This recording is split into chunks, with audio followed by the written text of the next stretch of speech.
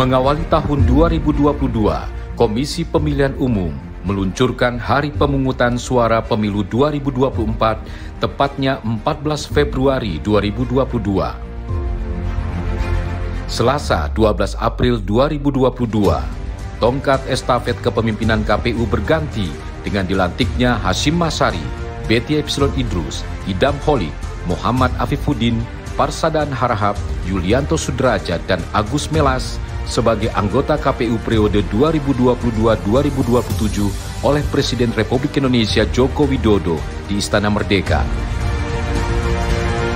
Di hari yang sama, Sekretaris Jenderal KPU Bernard Dermawan Sutrisno beserta seluruh jajaran pegawai di Sekretariat Jenderal KPU menggelar upacara penyambutan dan menegaskan kesiapan membantu anggota KPU periode 2022-2027 dalam pelaksanaan tahapan pemilu dan pilkada serentak tahun 2024.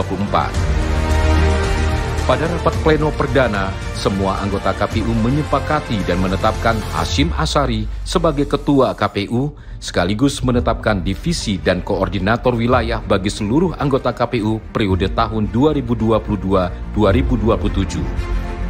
KPU periode 2022-2027 langsung bekerja mempersiapkan tahapan pemilu 2024. KPU bersama Kemendagri, Bawaslu, dan DKPP mengikuti rapat dengar pendapat perdana di Komisi 2 DPR RI dengan kesimpulan Hari Pemungutan Suara Pemilu ditetapkan 14 Februari 2024 dan Pilkada 27 November 2024. Mei 2022, KPU melakukan audiensi ke kementerian lembaga, diantaranya Kementerian Hukum dan HAM, Kepolisian RI, Mahkamah Agung, dan TNI, karena KPU tidak bisa bekerja sendirian tanpa dukungan dari stakeholder. Audiensi juga dilakukan dengan Presiden Republik Indonesia membahas kesiapan penyelenggaraan pemilu 2024. Selain itu, KPU melakukan koordinasi dengan pemerintah daerah dan Forkopimda Provinsi Banten untuk dukungan fasilitas kepada KPU Provinsi dan KPU Kabupaten Kota dalam menyukseskan pemilu dan pilkada 2024. Juni 2022, KPU melanjutkan audiensi ke kementerian lembaga, diantaranya DPR RI, MPR RI, DPD RI, Kementerian Luar Negeri, Kejaksaan Agung, dan Kementerian Keuangan. 7 Juni 2022, Rancangan Peraturan KPU tentang tahapan dan jadwal penyelenggaraan pemilu 2024 disetujui Komisi 2 DPR RI bersama KPU, Bawaslu, DKPP, dan Kemendagri di Komisi 2 DPR RI. Sebagai tindak lanjut atas keputusan ini, KPU meluncurkan tahapan pemilu 2024 pada tanggal 14 Juni 2022.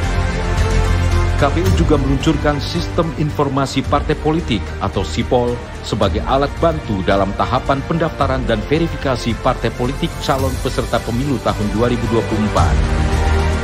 KPU meraih opini wajar tanpa pengecualian atau WTP dari Badan Pemeriksa Keuangan selama 2 tahun berturut-turut atas pemeriksaan laporan keuangan KPU tahun 2020 dan 2021.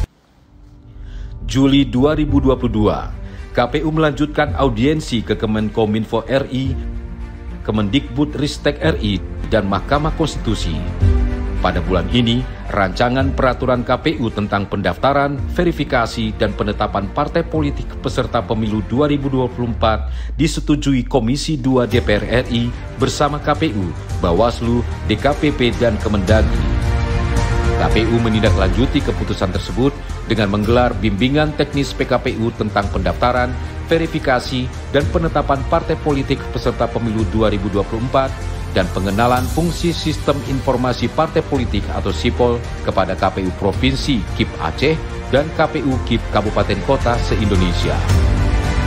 Di penghujung bulan Juli, KPU meraih peringkat 3 penghargaan BKN Award tahun 2022 kategori implementasi penerapan manajemen kinerja non-kementerian tipe besar dari Badan Kepegawaian Negara. 1 hingga 14 Agustus 2022, KPU membuka pendaftaran partai politik calon peserta pemilu. Dilanjutkan dengan verifikasi administrasi terhadap 40 partai politik nasional yang telah mendaftar. Pada bulan ini, KPU menggelar rapat koordinasi penanganan potensi permasalahan hukum pada tahapan pendaftaran, verifikasi, dan penetapan partai politik peserta pemilu anggota DPR dan DPRD. Kemudian juga digelar rapat koordinasi dukungan pelaksanaan tahapan pemilu dan pilkada serentak tahun 2024 bidang perencanaan, sarana dan prasarana, serta pengelolaan keuangan pada KPU Provinsi, KIP Aceh, dan KPU KIP Kabupaten Kota se-Indonesia.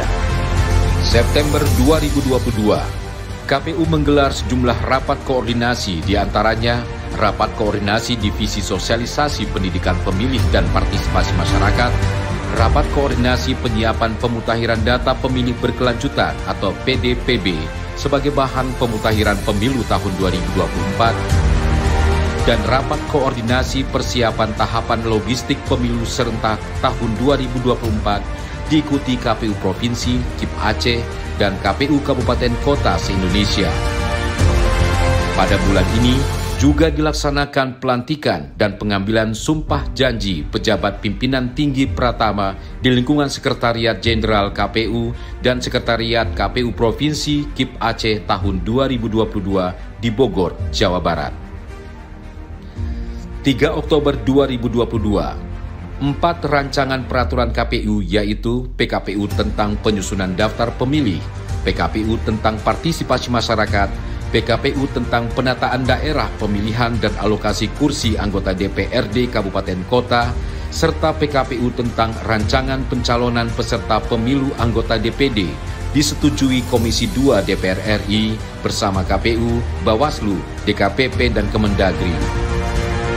Pada bulan ini, KPU juga menyelenggarakan serah terima daftar agregat kependudukan per kecamatan atau DAK 2 dari Kementerian Dalam Negeri kepada KPU dan data agregat kependudukan WNI di luar negeri oleh Kementerian Luar Negeri kepada KPU. 15 Oktober 2022, KPU mulai melaksanakan verifikasi faktual kepengurusan tingkat pusat dan sementara untuk keanggotaan dilakukan KPU Provinsi dan KPU Kabupaten Kota terhadap 9 partai politik dari 18 partai politik calon peserta pemilu 2024 yang lolos verifikasi administrasi. Pada bulan ini, KPU menggelar rapat koordinasi dalam rangka peningkatan kapasitas penyusunan produk hukum bagi KPU Provinsi di seluruh Indonesia. Rapat koordinasi pembentukan Badan Ad Hoc Penyelenggara Pemilu tahun 2024 sekaligus dilakukan peluncuran dan sosialisasi Sistem Informasi Anggota KPU dan Badan Ad Hoc atau SIAKBA guna menarik minat masyarakat mengikuti pendaftaran sebagai Panitia Pemilihan Kecamatan atau PPK dan Panitia Pemungutan Suara atau PPS. KPU juga meluncurkan Sistem Informasi Kepegawaian atau SIMPEK yang membantu dalam administrasi kepegawaian Sekretariat KPU se-Indonesia. Pada penghujung bulan Oktober, untuk keempat kalinya, KPU kembali meraih prestasi penghargaan JDIH Terbaik 1 pada Anugerah JDIH Nasional dari Kementerian Hukum dan Hak Asasi Manusia. November 2022, KPU melakukan sejumlah perjanjian nota kesepahaman dengan stakeholder, di antaranya Ikatan Jurnalis Televisi Indonesia atau IJTI, Radio El Sinta, LKBN Antara, Radio Republik Indonesia, dan Televisi Republik Indonesia, FIFA Group, Kemenkominfo, Kemenkumham, dan Lembaga Kebijakan Pengadaan Barang Jasa Pemerintah. Pada bulan ini juga, KPU sukses meraih 3 penghargaan pada Anugerah Reksa Banda dari Kementerian Keuangan Republik Indonesia. Desember 2022, KPU melakukan audiensi ke Lembaga Pertahanan Nasional atau Lemhanas Republik Indonesia. Dalam rangka kesiapan pemilu tahun 2024, KPU melaksanakan konsolidasi nasional untuk peningkatan layanan pemilu 2024. Selain untuk berkoordinasi dan konsolidasi, kegiatan ini juga turut meningkatkan perekonomian dan transportasi di daerah tujuan untuk bisa segera bangkit dari pandemi COVID-19. Presiden Republik Indonesia Joko Widodo turut hadir memberikan arahan pada konsolidasi nasional tersebut. Saya percaya dengan pengalaman kita yang kita miliki dalam penyelenggaraan pemilu-pemilu sebelumnya, kita memiliki bekal pengetahuan yang cukup untuk mempersiapkan pemilu 2024 jauh lebih baik dibandingkan pemilu-pemilu sebelumnya. Kemudian juga membangun inovasi agar pemilu semakin berkualitas, agar proses dan hasilnya mendapat dukungan yang luas dari masyarakat. Ini penting, legitimasi ini. Pastikan seluruh kegiatan di semua tahapan memiliki pengaturan teknisnya. Ini penting. Setiap tahapan harus memiliki koridor hukum yang jelas.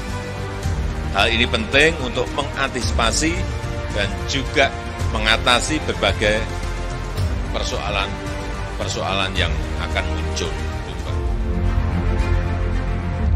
Pada saat konsolidasi nasional, KPU secara resmi meluncurkan dan mensosialisasikan ke masyarakat maskot Surasulu dan jingle pemilu tahun 2024 berjudul Memilih untuk Indonesia.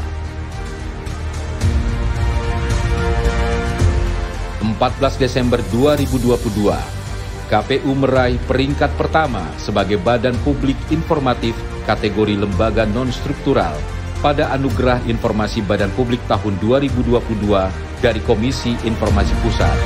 Di hari yang sama, KPU juga menerima daftar potensial penduduk pemilih pemilu atau DP4 dari Kementerian Dalam Negeri dan Kementerian Luar Negeri. KPU juga melaksanakan penetapan dan pengundian nomor urut bagi partai politik yang memenuhi syarat sebagai partai politik peserta pemilu 2024. Sebagai bagian dari penguatan kelembagaan dan kekompakan jajaran sekretariat, KPU juga melaksanakan pelantikan dan pengambilan sumpah janji pejabat pimpinan tinggi Pratama di lingkungan Sekretariat Jenderal KPU di titik 0 Ibu Kota Nusantara, Provinsi Kalimantan Timur. Sekretaris Jenderal KPU Bernard Dermawan Sutrisno juga melakukan kunjungan kerja ke beberapa daerah untuk melakukan pengecekan jalur logistik pemilu dan sarana prasarana di KPU Provinsi dan KPU Kabupaten Kota. Pada penghujung tahun 2022, Sekretaris Jenderal KPU Bernard Dermawan Sutrisno meresmikan kantor persiapan KPU Provinsi Papua Selatan di Merauke, Provinsi Papua Tengah di Nabire, Provinsi Papua Pegunungan di Jayawijaya, dan Provinsi Papua Barat Daya di Sorong.